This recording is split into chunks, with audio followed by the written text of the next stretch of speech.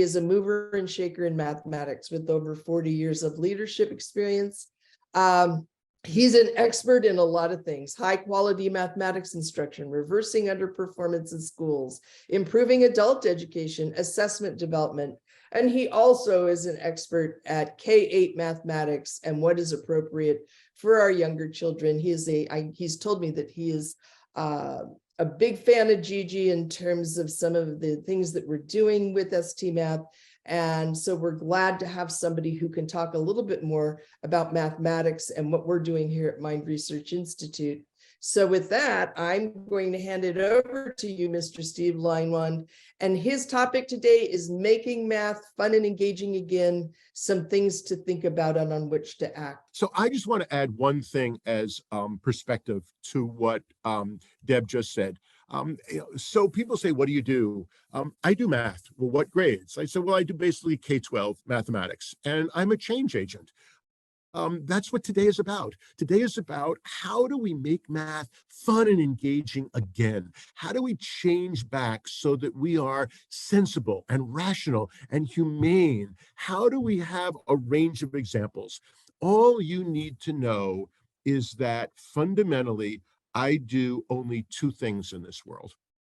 I validate outliers.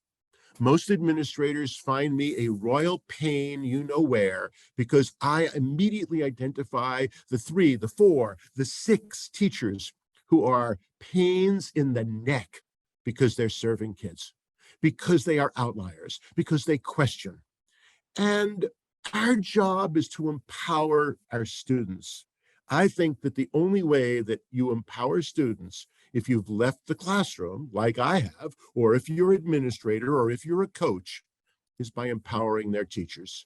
And so today's message, the way we launch this whole conference, is how do we pause and think about some minor changes we can make to make a difference? And if all that makes sense, then all I have to do is go here and tell you that I think the time to make changes large, changes small, changes that make things much more mathematically successful for our students and for our society is right now. And if you have that perspective, if you say, we're working hard, we're doing a lot of good things, but we need to do more, we need to do better, what do those things look like? How, as a coach, how, as a teacher, how, as an administrator, can I bring a few key ideas to my classroom? You all know I don't need to get into learning loss, which is a 2-word phrase that I despise. I know of kids that have learned so much about cooking, about being a parent to their brother or sister. I know so many kids that have read things they never read before during the pandemic. And you know what? If they didn't learn to do long division, I don't care, because nobody does long division anymore. But they've been losing out. They've been falling behind. They're underserved. We all know it. We all say, what do I do? Well, gang, I have an opening gift for you.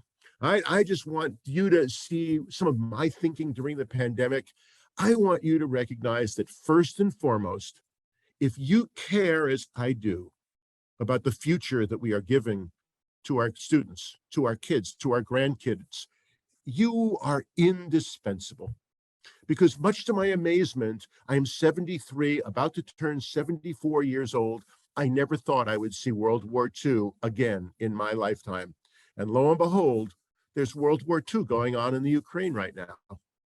I am not about to become political, but I think that every one of you knows that most of us took democracy for granted. We didn't really believe, Thomas Jefferson's line, a democracy if you can keep it, about he'd rather have an open and free educational system more than anything else. But democracy, this idea of our freedom, of our uniqueness as a society, is all built on debate.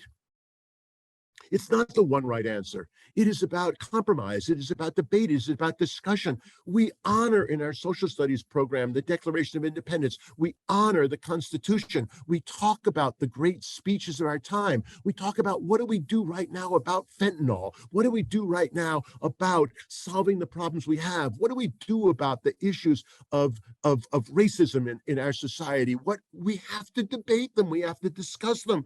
But it's not debate based on ignorance. mathematics. It's not the debate based upon what I get from MSNBC and what my brother-in-law gets from Fox News. It is debate that says, you know, there are pros and cons to all of that. Debate is based on evidence. And I know we're about to talk about mathematics, but evidence requires data. Now we start moving toward math. And the essence of data is your data analysis and your statistics. And so anytime I can give kids a statistic, a set of statistics, every time there is data, every time I can base my problem on data, I believe fundamentally I am using my math curriculum to move on this direct line from data analysis and statistics to justification to debate to the survival of our democracy.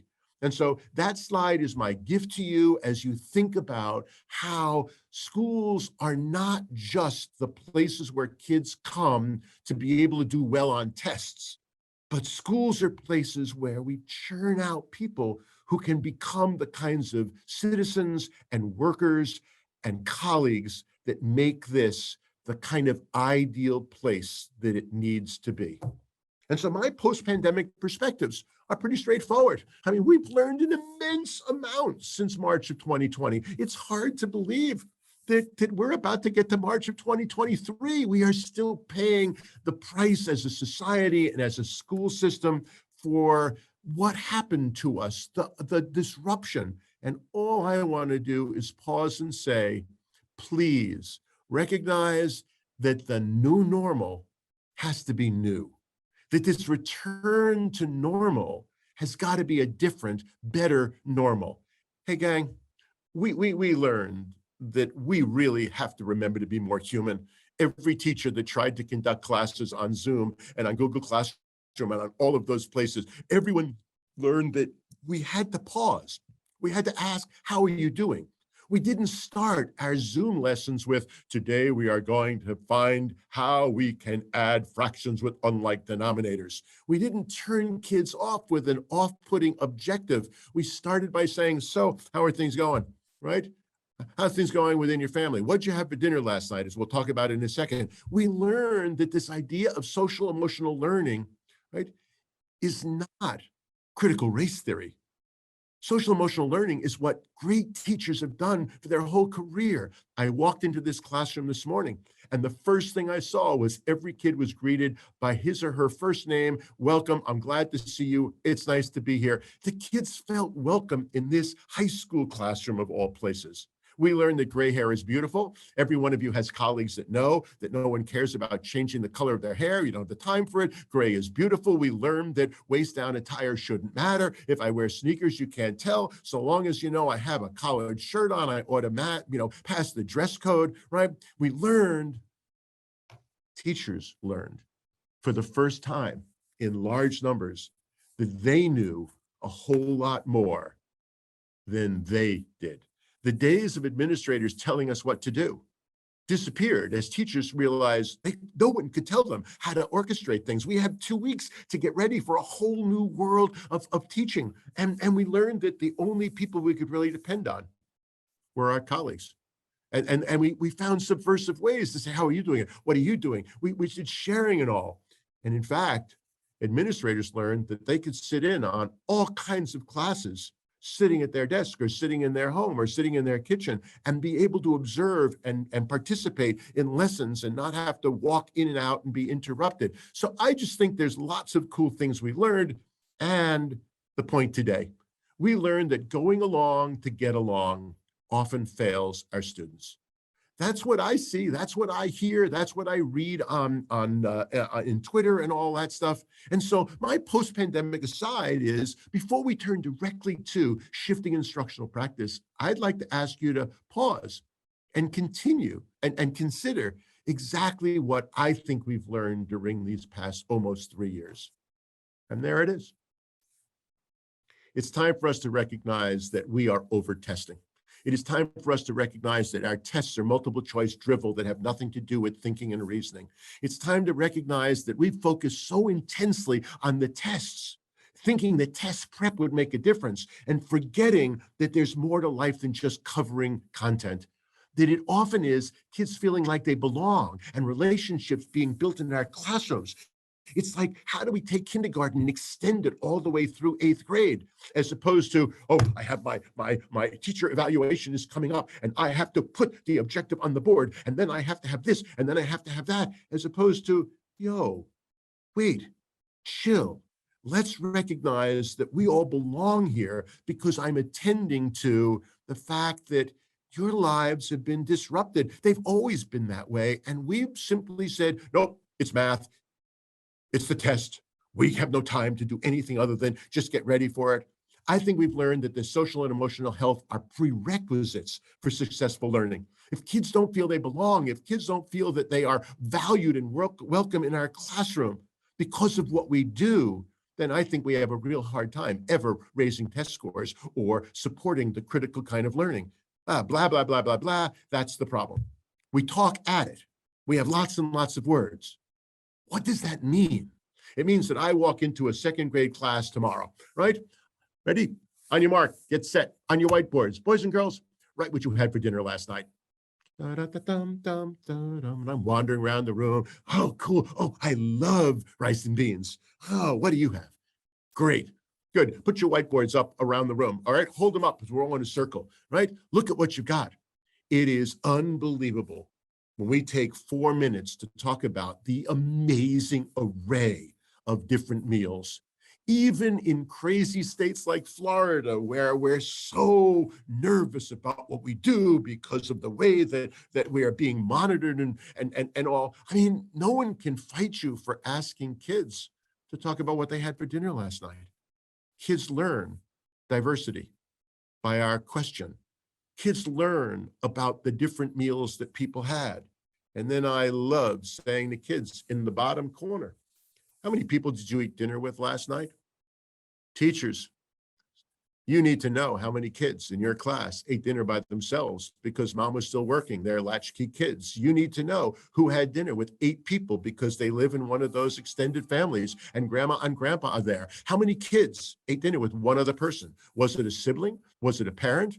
Right? How many people actually ate dinner with 3 other people because they are the television 1950s non-existent American family of mom stays home, dad comes in, and there's one other sibling. It's amazing how rare that is. What an eye opener. And so I graph that data. I create a graph. I'm building the math out of it. I am stopping and saying, that's one way to start. So how hard is that? How hard is that for every one of you to stop and say, we have half a school year left to begin thinking about ways that we can launch a math class, ways that we can launch the day that allow us to do this social emotional learning. Is it silly what I just did? Perhaps, right? It's a quick taking of the pulse, right? It's drawing from their own lives. It's making it hard for them to retreat. It's giving them a sense they belong. It's recognize that not everyone comes to class feeling great, but they all belong, and that everyone ate something last night. We hope, although that's another critical issue. It sends the message that we care. It can, and I think must be done starting tomorrow. What a great faculty meeting to discuss the different strategies we use as a faculty to engage kids in the beginning. What kinds of questions do we have? What does it look like on Monday morning when we really have to pause and catch up on all the stuff that's gone on over the weekend that may work for us, may work against us? And so all I've tried to do is just set the table with one straightforward, practical, critical classroom behavior that I think grows out of what we've learned. And I'm here to give you permission to do that. I'm here to tell you that all the research that I've seen says that when we do things like that, we are creating environments where kids can go and grow. You ready? Let's do some math. Let's talk about what it can look like. Let's talk about whether we're using ST-Math as our whole program, whether we're using ST-Math as a resource, whether we're using it for supplemental work, whether we have a textbook, whether we are drawing from different textbooks. I don't care.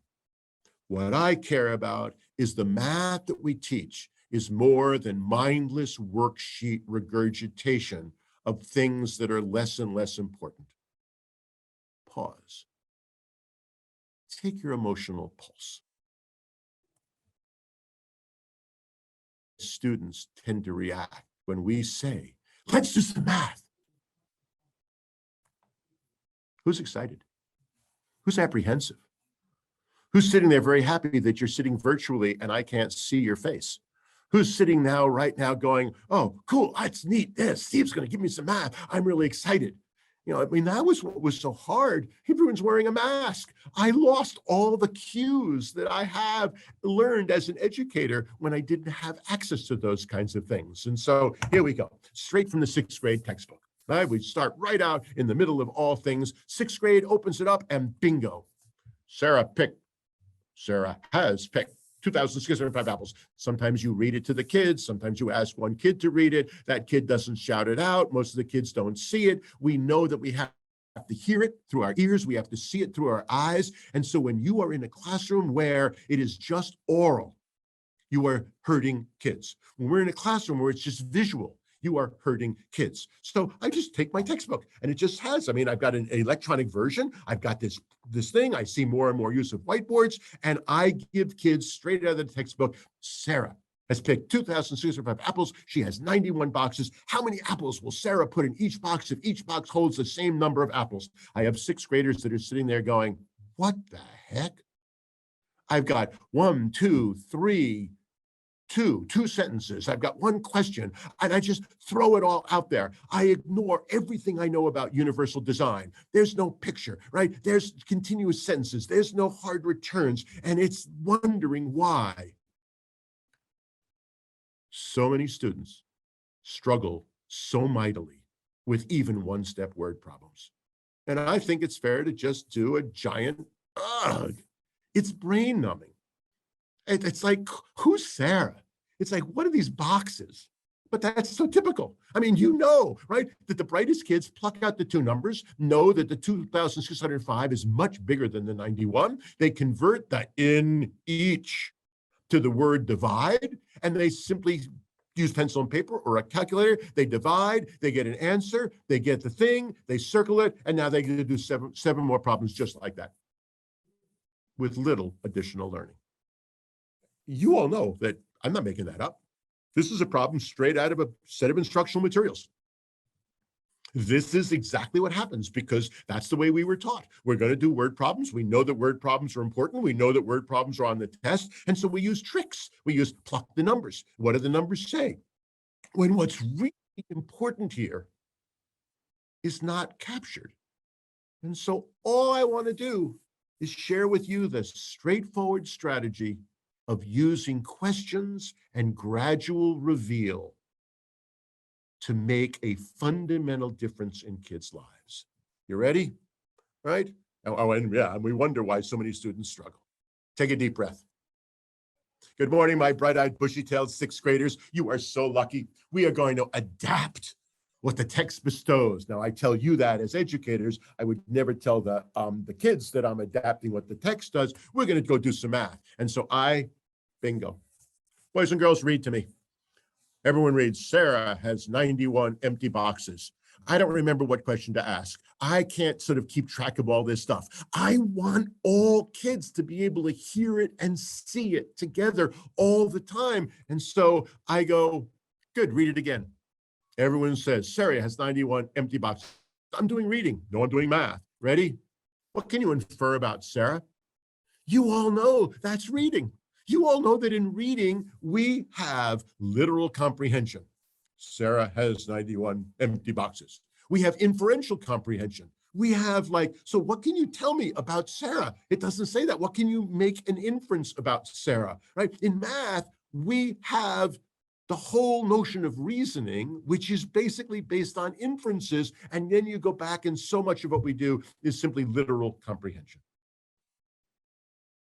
So I'm not going to make you go to the chat right now. Just stop and think. What do you know about Sarah? What would a group of 6th graders say about Sarah when all you know is that she has 91 empty boxes? And every class I do this in, the kids tell me, Sarah's moving. I write it down. What else can you tell me? Sarah has 9 full boxes.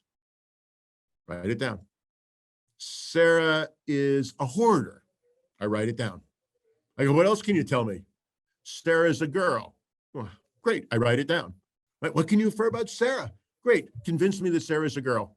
And they all go, well, probably, because Sarah is the name that usually is assigned to a female, right? But Sarah could also be a male, because sometimes we give female names to males and we just smile and say, exactly. So we can't be sure, but it's most likely that Sarah is a female. Great.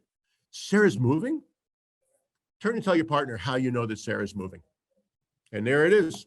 When we sit there and go, well, obviously she's moving, because why else would you have empty boxes, right? Well, how many empty? Sarah's packed 9 boxes, right? Jennifer, you said Sarah has 9 full boxes. Well, she's not going to order up 91 boxes. She probably ordered 100. Look at the reasoning.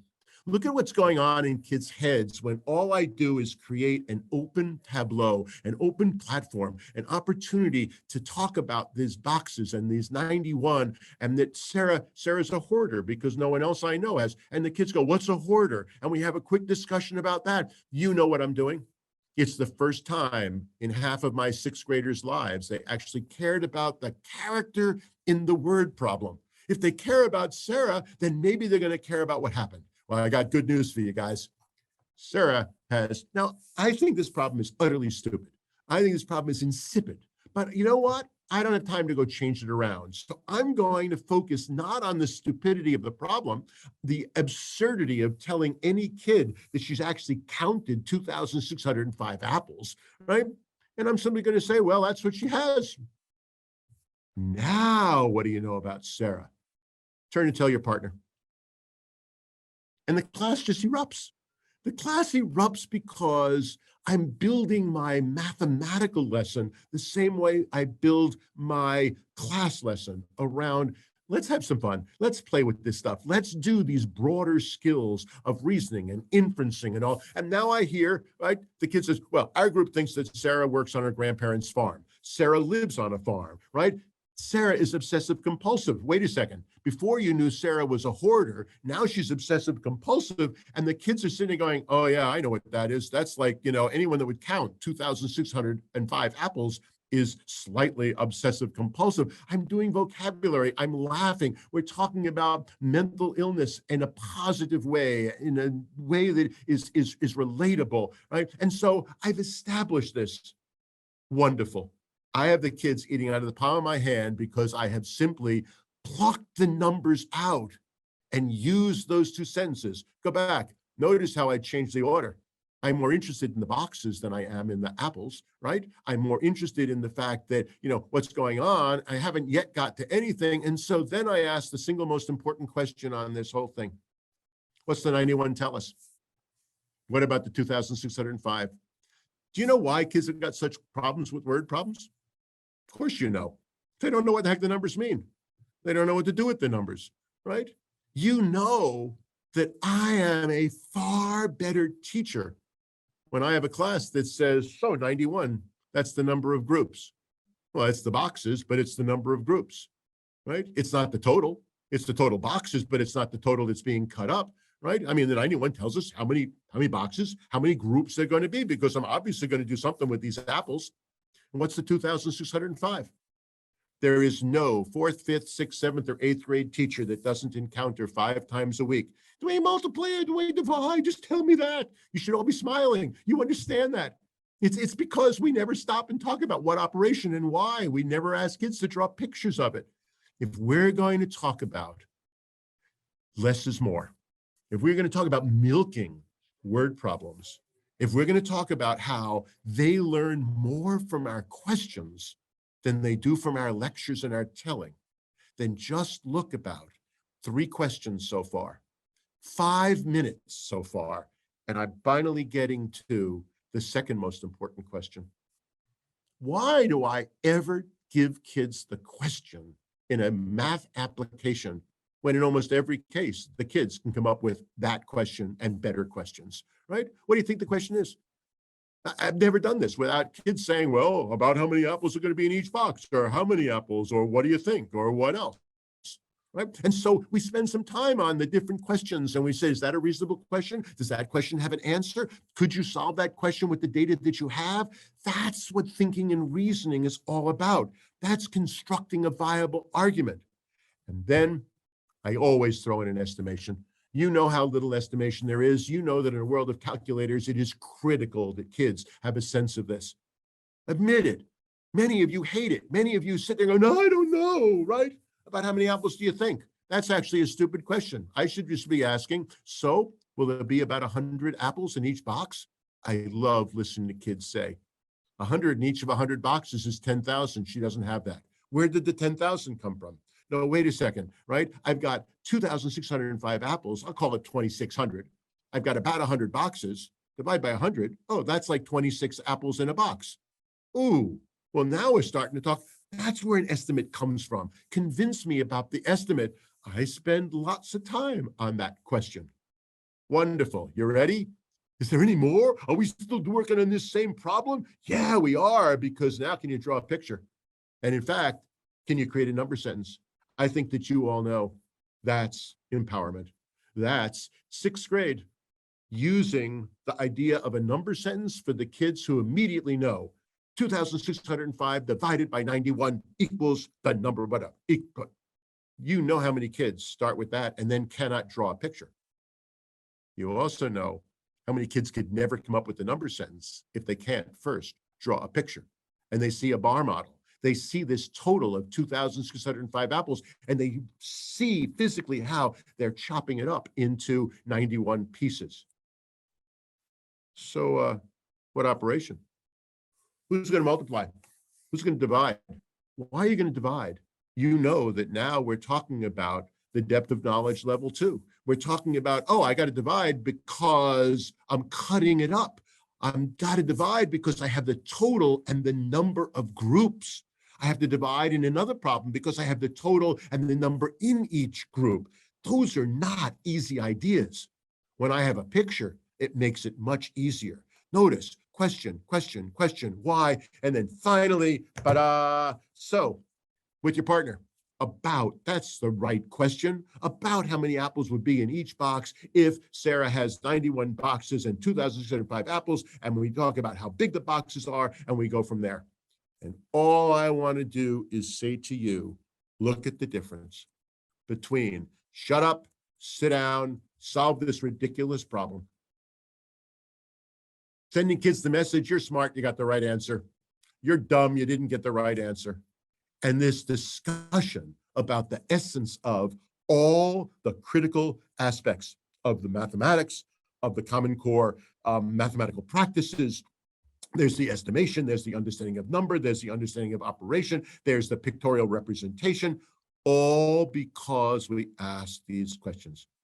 I then shut up. I give these kids questions for a different kind of a different problem. They work on them in pairs. And then I say, okay, fine, on your mark, get set. We've got one more. Show me all your work on how you got it. And I think look what we did.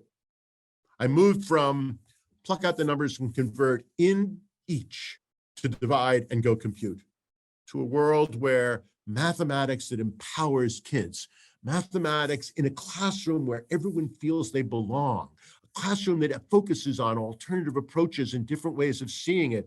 I used inferential reasoning to build interest and humor to get kids to care, right? I made sense of the numbers, which you know we have to do. I did it with my questions. I focused on translating data into questions. I asked kids to focus on the operation more than the computation, because in sixth grade in most states, they can use a calculator on the state test. That's not what's important. It's a matter of what button do I press and why. I built in multiple representations. I built in estimation. And of course, we solved the word problem. And look who's doing all the work. Look who's doing all the thinking. I'm just sitting back and pressing my next button on my animated slides and unleashing the power of kids. So I just hope that simple example stimulates a whole lot of thought on your part about modeling that. You're a coach, model that, videotape it, bring it to the faculty. Look at this, watch what these kids did. Let's laugh at the kids who I had last year, the kids that I may have next year in my school. Let's look at the ways in which we have the answers to significant improvement within every single one of our schools. But teachers have generally not been given effective guidance. Teachers have not been given the opportunity to model. We are far more worried about administrivia during our faculty meetings and our PLCs than we are in actually looking at instruction. So what does it look like when you put it all together? Again, why is it we have to spend time collaboratively planning?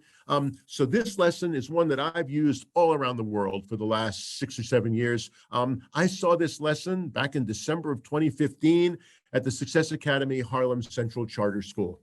Okay, all I want you to do is to say, lesson 6. This is lesson 6 in the expressions unit. That is the Common Core 6EE standards. Okay, Ali and Mabuba are co-teaching. I don't want to get into how amazing it is when you have two 23-year-olds. Ali is a math major from Penn. Mabuba is a math major from Duke. Ali just left Success Academy last year after 6 years of amazing work. Mabuba lasted this year and said, forget it. And he went off to Wall Street to make millions. But two kids who spent an hour with their principal planning this lesson, reducing this lesson with 19 kids in the class to 3 slides, a number strings mini lesson, a math workshop task, and an exit ticket. This is now, how do we take the instructional materials that we are given and help teachers make sense of crafting accessible, rich, meaningful lessons? If we can't envision, if we haven't played with them, it's really hard to do. And so Mabuba says, okay, scholars, our goal today is to identify, create, and understand equivalent expressions.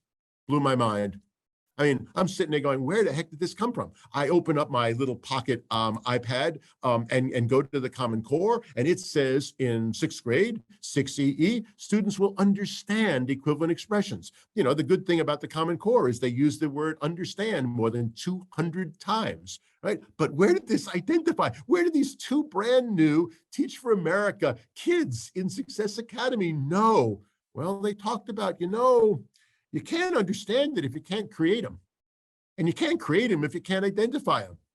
In other words, we are stopping and saying, what is the essence of what I'm doing? And then the entire lesson plays off of this question of identify, create, and understand. Again, my point to launch this day is to make instructional strengthening accessible, to help you see how, in the first example, look at what I'm able to do with my questions. Look at how, right? Saisha, can you repeat our learning goal? Because, I want them to say it. I want them to hear it. I want them to see it. I want the kids to repeat it. Let's begin with our number strings. And so here it goes. On your mark, get set. So teacher says, let's just start with something that's very clear. Are they equivalent? And so the kids on their whiteboards write down yes or no. And I'm sitting on the side of the room so I can see all the whiteboards because I never sit in the back of the room. Those of you who are administrators, that's rule takeaway number 1. Your job is to sit on the side of the room where you can pop up, where you can see the kids, where you can see the teacher, where you can observe it. Sitting in the back of the room, I find, is unprofessional. You're sort of a snoop in the back. I refuse to ever sit in the back of the room. Cool. When I'm here, I'm seeing that, yes, they're equivalent, and there are 2 whiteboards, 2 pairs of kids say they're not equivalent. Oh, I've taught this stuff for 50 years. I mean, how can they not be equivalent? Well, why would kids sit there unless they don't have they can't compute? And so, of course, the teacher says, oh, this is really amazing. The vast majority of the class says they're equivalent, and I've got 2 groups that say, can you explain why they're not equivalent? And the kids go, easy. The left side is 4 times 8. The right side is 4 times 3 plus 5. Equivalent means the same, and they're not the same.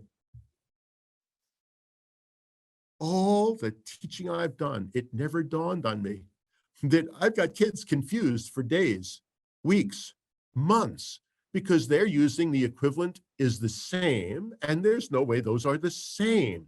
Teacher wisely says, oh, that's really cool. How many of you have a different opinion? And then, all of the kids start to, well, equivalent doesn't mean it's same. It means it has the same value. Oh, what does that mean? Well, the left side is 38. How do you know? The right, sorry, is 32. The right side is 32. How do you know? Oh my goodness. Great, wonderful. We all agree. If I asked you this again, I put another problem up. We agree that they are not the same, but they have the same value. They are equivalent. This is 6th grade. This is the foundation for 5 more years of algebra.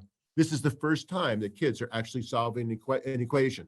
Notice this is not remove the parentheses. This is not. This is how you distribute the 4. This is so equivalent, right? Number 2, are they equivalent? Is 4 times 8 the same as 4 times 8 plus 5? Ready?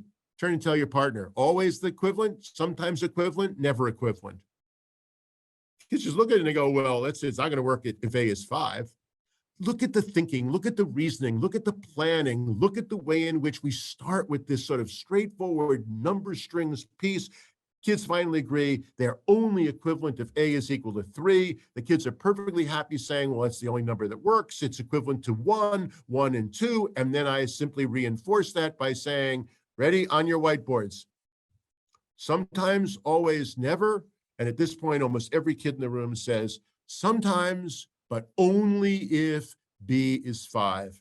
You should be sitting here thinking now, if only I was taught math that way.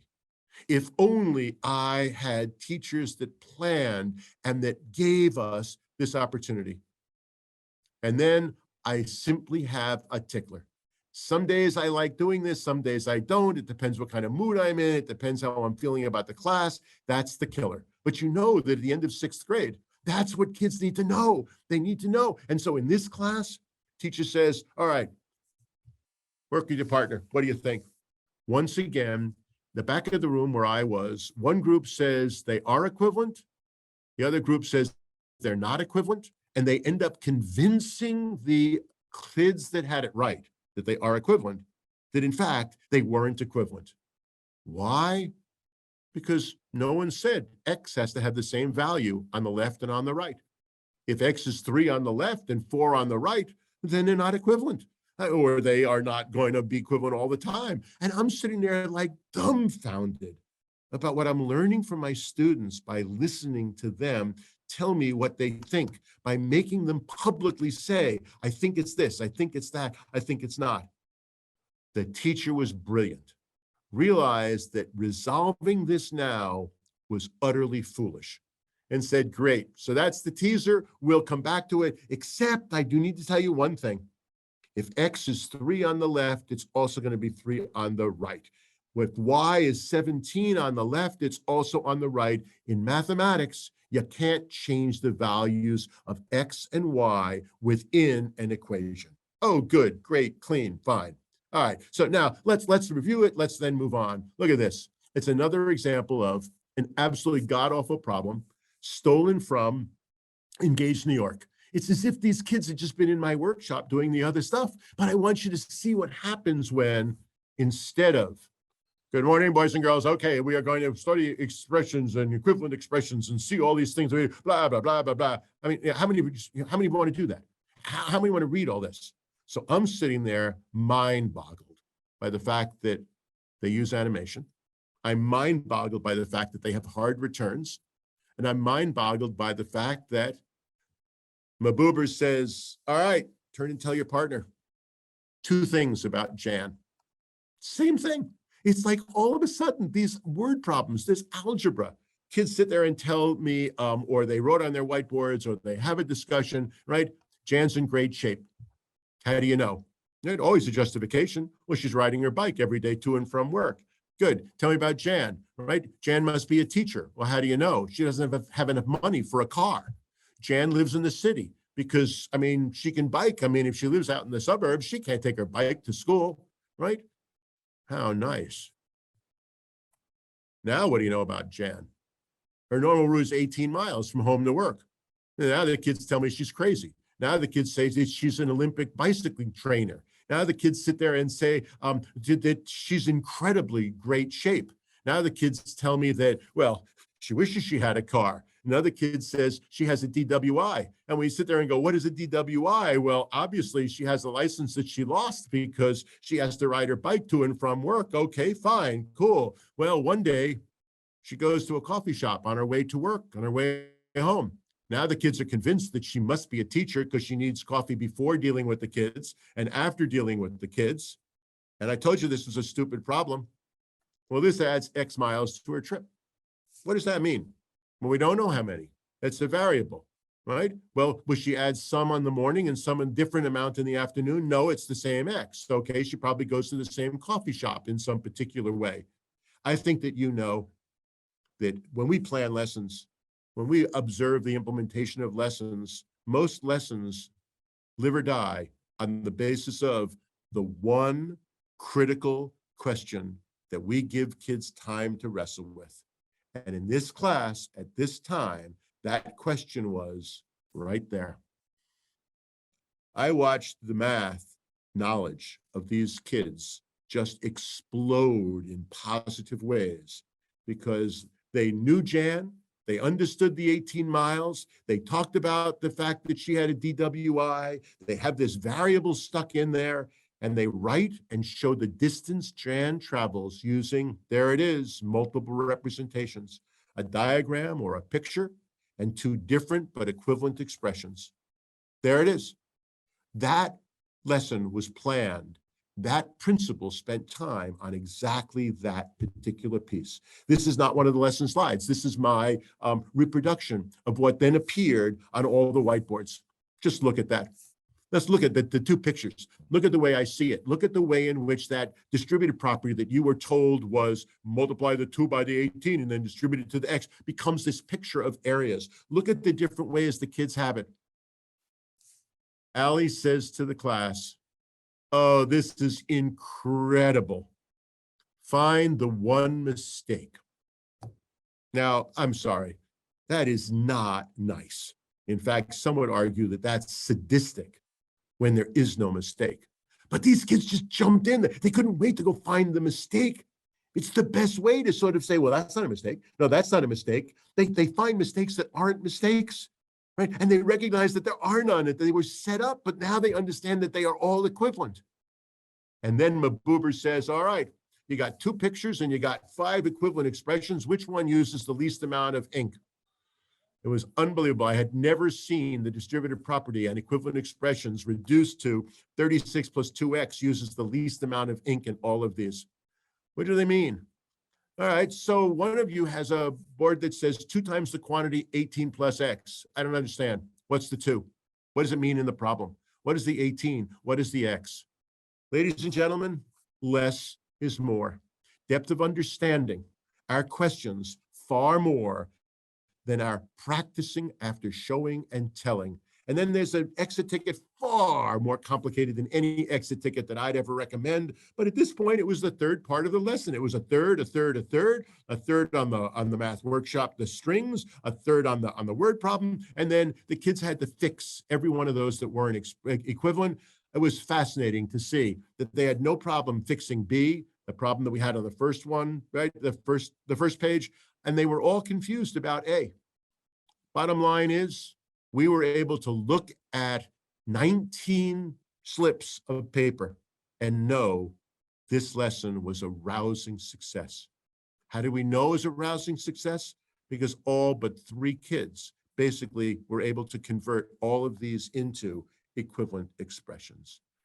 And so my question to you is, why don't we have lessons like that, where we experience it, right? Where we see a videotape of one of our colleagues doing it, and we ask the question, so why was that effective?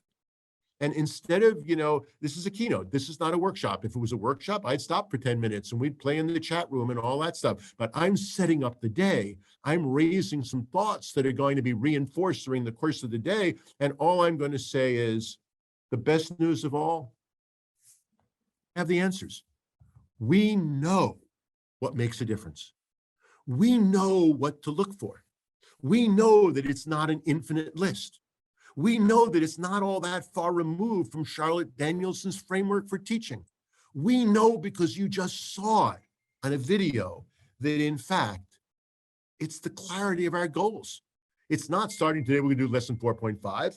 It's not going to be pages 214, but it's going to be identify, create exactly the first and the second, and then understand equivalent expressions, right? We know that when we could build context in and not just kids naked computation and naked symbol manipulation, that when we ask kids to solve problems and put them in context, it makes a difference. What builds quality? They're rich tasks as opposed to just exercises. Oh, there's a role for some exercises, of course, but it's got to move quickly to the kinds of tasks that think and reason. And how do you know? It's focused, intentional questions. There it is. You're not punting. I put them on my slides. I have them there. My review after this lesson, my reflection tonight is how do I fix those slides so they're even better the next time? How do I stop and build on the quality, right? You know that there was opportunity for discourse, that if this was the 15 or 20 minutes that we spent in my class, you didn't hear me telling kids. You heard the kids answering these why. How do you know? Kids actively engaged, kids that couldn't just put their head down because they were exhausted because I got the adrenaline flowing, right? It's gradual release of this, not just dumping, so that you can actually gradually reveal is really what it should say as terms of using the animation, right? And there it is, gang. You all know that the single biggest, most bandied around term in our business is differentiation. Oh, you didn't differentiate enough. Oh, we have to do more differentiation. And it is so rare that anybody tells us what the heck that means. Well, I'm here to tell you that differentiation is as simple and as hard as recognizing that there are 24 brains in every class. That means that there are at least 5 different ways those brains process the math. And there are at least 5 different ways that kids are picturing the math. And that the 2 most important questions other than why are, how did you do it? How did you do it? Who did it differently? How are those results the same? How are they different? The kid said, I did it this way. I got a different answer. Well, guess what? You did it differently, but it was brilliant reasoning, but you made some errors in it or something else. How did you see it? How did you see it? When I get asked by principals and coaches, where do I start? I start with modeling a lesson. I start with this list of this question list, and we're going to go to another one in a second. It all becomes, I don't care how much math you know or don't know. I don't care how you comfortable you are with it. You know that it's why. Can you convince us? It is who did it differently. It's can you show me how you thought it through? That's the power that truly differentiates and gives kids opportunities and access to the math. Notice that it's all about explanations and justifications. I've written a piece called The 9 Most Important Words in Our Business, and they are mathematical practice number 3. I mean, I think that there's 8 is too many. That's not what's important, but I think that if every teacher in every discipline, by the way, it's the only overlap between English language arts, math, and the science standards, is construct viable arguments and critique the reasoning of others. It is unbelievable how that works. It is unbelievable how much can be done, right? So explanations, justifications, common errors and misconceptions are built in. We've got sense making by students, and there's always evidence. That's what makes a difference. Now, I got great news for you. I have sent these slides off to ST Math, the people that are running this conference. You can write them. There is absolutely every reason why you ought to have copies of these slides. They ought to be posted. You can use it. That becomes a poster. That becomes discussion. Implementing these evidence, it's as simple as starting with our questions. And so all I'm going to do is say to you, there they are. Whoops, there they are. There are the questions that I use. They're generic questions. They're the questions that I want to post in my room. They're the questions that I want to ask. They're the questions that I ask when I coach. They're the questions that teachers say, oh yeah, I should have asked that. Oh, that was so great. I was so glad you did that. But there they are, generic questions that truly elevate what's going on. So again, you have the slides available to you. You can use them, right? And there it is. Doug Limo talks about teach like a champion. I will show you. We will do one together as guided practice. And you lucky little kids will then go dilly-dally around and do your own 3 problems. What you've seen me do is say, that's so simple, it's so familiar, it's so appealing, but it's wrong for so many. I flip it around. Notice what we've done. We start with you, we start with us, we start with, what do you think? What could it be? Right? We then discuss those kinds of things. And then I do, so what did we learn today? What's the big idea? What's going on here, right? Why am I so proud of you, right? What do we have to worry about tomorrow? Why did this lesson not work? That is when we struggle and explore and share and justify and do all of those wonderful, wonderful things. Now, I'm getting beeped and beeped and beeped, which can only mean that they want me to know that I have 3 minutes to go. I know I have 3 minutes to go. And so what might this look like? How can we drive instruction towards answering the critical question, when and why any normal human being need to know and apply the math we're teaching? We simply ask. I mean, do you want to do a worksheet of mindless practice like that when we know that it doesn't work, right? Do we want to do the psyche damaging mad minutes and speed drills, right? When speed and accuracy are not the same as understanding? No, I walk into first grade and I say, there it all is. It's all data.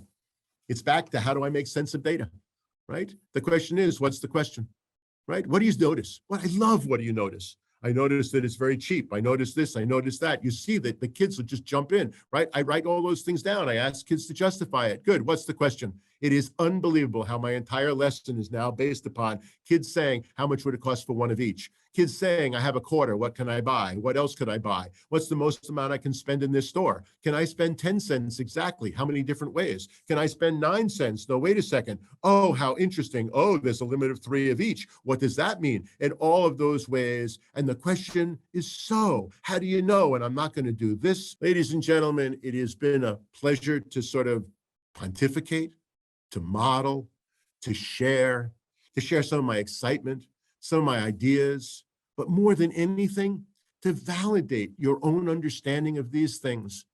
I tried to model having some fun. I tried to model engaging them with context. I tried to model getting them thinking with your questions. I tried to give you some examples of what I think math can look like on a regular basis. And so with that, thank you. Have a wonderful day.